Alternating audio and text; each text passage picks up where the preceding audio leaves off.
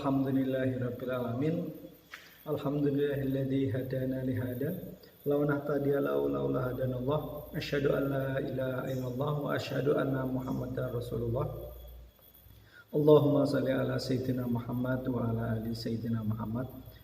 Rabbi shrah li sadri wa yassir li amri wa hlul 'uqdatam min lisani yafqahu qawli. Wa ita'adzana rabbukum la in syakartum la azidannakum wa la in kafartum inna adzabi lasyadid. Qala Allah Ta'ala fil Qur'anil Karim, a'udzu billahi minasyaitonir rajim. Bismillahirrahmanirrahim. Walan tardo ankal yahud walan nasara hatta tattabi'a millatahum. Al-Baqarah ayat 120. Yang artinya sesungguhnya kaum Yahudi dan kaum Nasrani itu tidak akan pernah ridho kepada agama kalian, agama Islam, sampai kita agama Islam meyakini dan mengikuti agama mereka. Para teman-temanku sekalian, pemirsa YouTube channel Nasgor yang berbahagia, pada era milenial ini seringkali kita tak terasa Islam sangat jauh dari hitohnya, dari hitoh Nabi Rasulullah SAW. Bukan karena apa-apa, tetapi karena serangan pemikiran, serangan ghazwatul fikr yang sangat dahsyat. Sebelumnya kita harus tahu dulu apa tuh ghazwatul fikr itu apa sih? Ghazwatul fikr atau ghazwul fikr, ghazwun itu berasal dari ghazwun, asal kata ghazwatun, ghazawa, yaitu tarik menarik antara dua kubu ataupun bisa disebutkan perang. Dan fikir sendiri dari kata fikir ataupun pemikiran. Jadi ghazwatul fikir ini bisa diartikan yaitu perang pemikiran atau kepemilikan pemikiran. Ghazwatul fikir sendiri sejarahnya yaitu berasal dari jauh sebelum era abad ke-13. Dahulu pertama kali yaitu ketika Nabi Adam dan Siti Hawa itu digoda oleh iblis, digoda oleh setan. Alladzi waswisu fi sudurin nas. Ketika Nabi Adam dan Hawa dilarang oleh Allah Subhanahu wa taala untuk memakan buah khuldi, setan itu menyeru di dalam diri Nabi Adam dan Hawa itu, wahai Adam, coba kamu ngincipin itu buah khuldi. Kamu tahu nggak kenapa buah khuldi itu dilarang? Karena kalau kamu makan buah khuldi itu kamu akan menjadi malaikat dan kamu akan hidup kekal selamanya. Nah, itu adalah kali pertama ghazwatul fikr itu diadakan. Jadi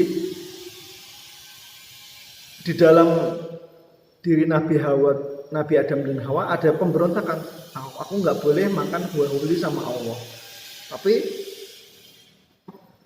Tetapi setan menyuruh, katanya kalau sudah makan buah tersebut dia akan menjadi kekal dan akan menjadi malaikat. Maka di dalamnya ada ghazwatul fikr. Jadi ada rasa mendorong, akhirnya dimakanlah buah tersebut sama Siti Hawa dan Adam dan diturunlah ke bumi. Jadi itu pertama kali hoax yang diadakan, hoax yang dikeluarkan oleh setan, yaitu mereka yuwaswisu fi sudurin nas, mereka menggerogoti jiwa, mereka menyeru kepada kejahatan. Ini kembali lagi ke ghazwatul fikr. Pertama kali ghazwatul fikr itu ada yaitu pada abad ke-13. Ketika itu Raja Louis yang ke-9, setelah Raja Louis dari Prancis itu ditangkap dan dipenjarakan di Mesir. Setelah menaklukkan Mesir ya ditangkap, lalu beliau sama orang Muslim itu diberi upeti. Setelah diberi upeti keluar, dan Raja Louis pun ngomong sama masyarakatnya, sesungguhnya kalian tidak akan pernah bisa memerangi umat Islam menggunakan golok, menggunakan senjata, menggunakan tank, menggunakan AWM, menggunakan AKM. Ya.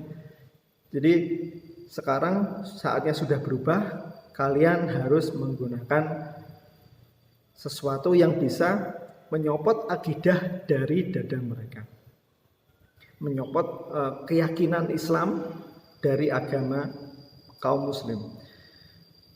Jadi itulah pertama kali abad ke-13 Raja Louis dari Prancis menyerukan tidak zamannya lagi menggunakan peperangan. Pasti akan kalah kalau perang sama orang muslim, karena orang muslim itu Allahu Akbar, karena mempertahankan agama mereka itu bagian dari syariah. Jadi setelah saat itu muncullah Ghazwatul Fikr yang diisukan oleh orang-orang barat. Ketika itu pula dari Goldstone, seorang orientalis dari Inggris, menyatakan, dia berpendapat kepada khalayak umum, apabila kalian, dia memegang Al-Quran di tangannya, apabila kalian ingin menjauhkan Islam dari Muslim, menjauhkan agama Islam dari pemeluknya, apa kalau kalian ingin menjauhkan akidah dari seorang muslim, kalian harus menjauhkan ini dari dada-dada mereka, yaitu Al-Quran. Harus menjauhkan Al-Quran dari orang-orang muslim.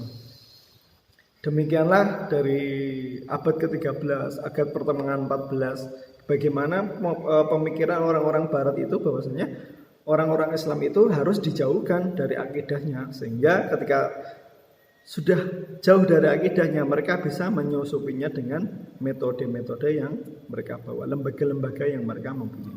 Nah, sekarang itu lebih parah lagi, mereka mempunyai lembaga-lembaga yang banyak sekali, yang bermacam-macam menyusup ke dalam diri umat Islam.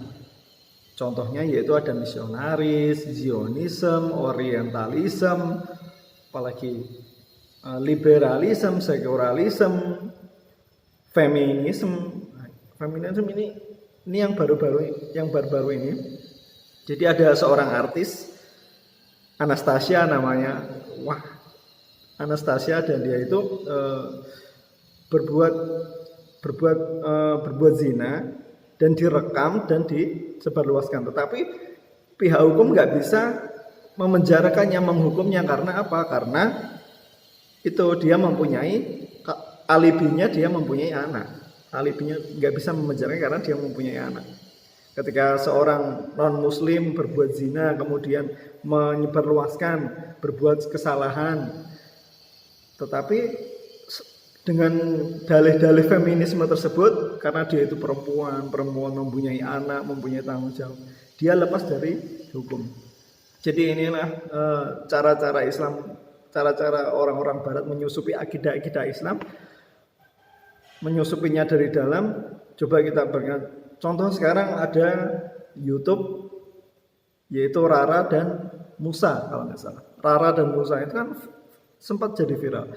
Jadi Rara dan Musa ini kartunya baik sekali, coba teman-teman itu lihat, itu baik sekali. Bagaimana ketika mereka itu masuk rumah, Assalamualaikum. Dan ketika mau makan, Bismillahirrahmanirrahim, Allahumma barik lana. Lagi ketika bangun tidur, si Rara itu dengan polosnya, dengan lugunya berdoa, Allahumma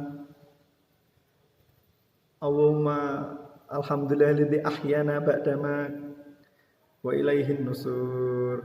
Nah, coba sekarang saya sendirilah ketika bangun tidur, hal pertama yang teringat di dalam saya itu, coba teman-teman apa? Pasti ya ngecek HP, wah ada notif enggak?